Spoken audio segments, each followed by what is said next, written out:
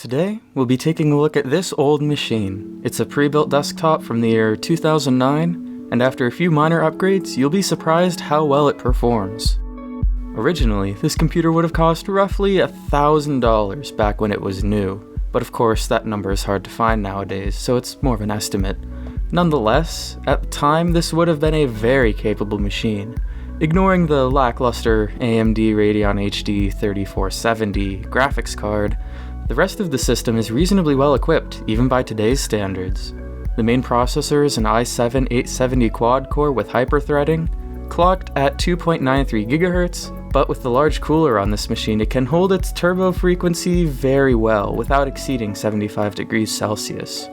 The RAM is also very impressive, with 4 4GB sticks in dual-channel operation. This system has more than enough RAM for most modern tasks. Even the power supply, while only rated for 255 watts total power output, is 80+ gold rated. With room to add components and drives, this is a very good system to start with, and it's much easier to work with than the more common small form factor machines you tend to find. Of course, the major aspect of this system that attracted me was the price. $15. Not 50, but 15. It was sold from my university's surplus center for parts only, untested, so that's why the price was so low. But after giving it a brief test at the surplus store, it looked like the only problem was that the graphics card was sort of bad and not working very well. So I picked it up along with a monitor and a few other things to add to the system, and I took it home to do some further testing. After adding in a test graphics card to get everything to post and boot properly, I loaded up Ubuntu from a USB drive and stressed the system to make sure that everything was functioning. So after that, a video card was really the only component I needed. Well, that and also some storage, because this computer didn't come with any hard drives for obvious security reasons. But after getting Windows 10 installed to an old 128GB Crucial SSD that I had, I figured it was time to get a cheap graphics card that didn't draw too much power. Initially, I went with the RX 460 from AMD, but I ran into pretty nasty compatibility issues. Not only was it a dual slot card that didn't properly fit into the system without the cooler attached, but it required a UEFI BIOS in order to be properly used. There may have been a legacy BIOS switch on it to make it more compatible with my older BIOS-only system, but I didn't see it, and it never ended up working with Windows 10 anyway, even after multiple attempts to install the driver.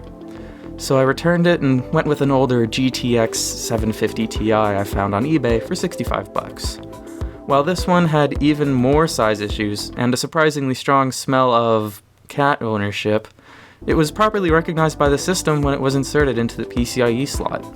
Now that I knew the card worked in my system, I had to get the card to fit. This was no easy task, and I wouldn't have done it if the card cost any more than $100. After identifying the cuts that had to be made, I went to the heatsink with a hacksaw in order to cut through the heatsink fins on the right side of the card.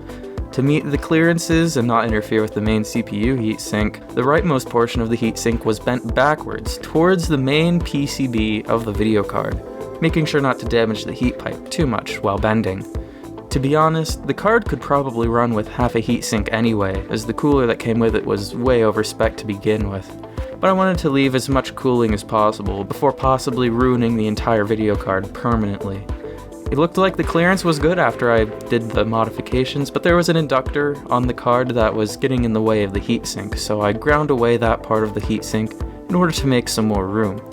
Fitting it into the system without the fans attached, I found that it fit perfectly. Well, close enough at least. After cutting the main fan shroud in half and removing a few corners of the fan shroud, I also got the now singular cooling fan to fit into the system as well. Running stress tests on the entire system, even without a true case fan, the temperatures never exceeded safe levels with the stock clock speeds. A flawless overnight run of Furmark and a CPU burner proved that the system was stable, even after the severe modifications I have done to it. While running Furmark and an 8-thread CPU burner and a storage speed test, I got the system to draw about 205 watts. This is pushing the power supply a little bit, but it still has another 20% of its rated power output left, so it has virtually no risk of failing, even in this extreme and unrealistic load. Note, when measuring the power from the wall is going to be more than what the system is actually drawing because of inefficiencies in the power supply. All of those inefficiencies are put out as heat, but the power supply, because it's rated to output 255 watts, means that it can take in more than 255 watts. So the measurement that I took from the wall was slightly higher than what the system was actually drawing. So it's an overestimate of the power, therefore it's safe. Temperatures, while hotter than in most gaming desktops, were still under control.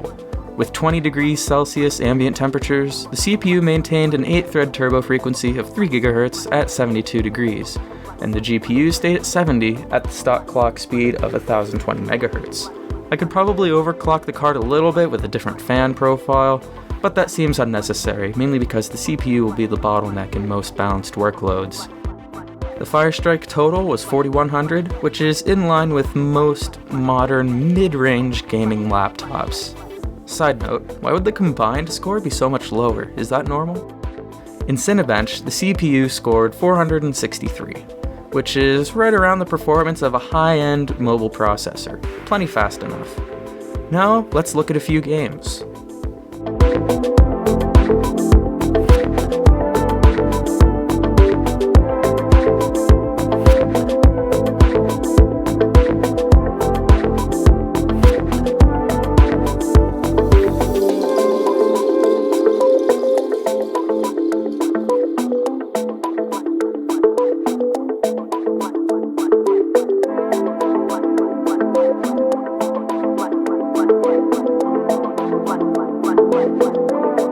As you can see, for pretty much any title you could throw at it from the last few years, this is a very capable gaming system.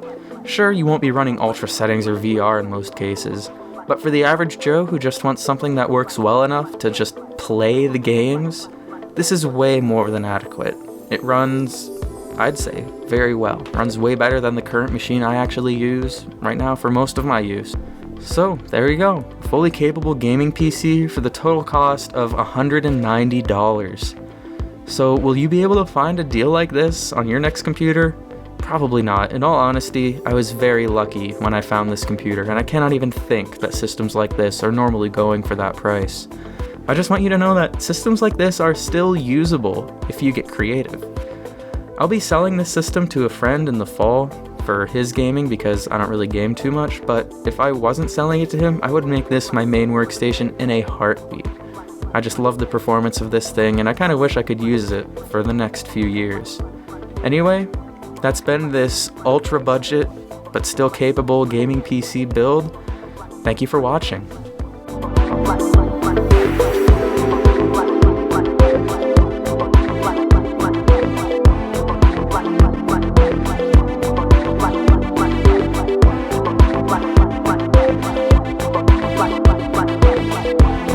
Right.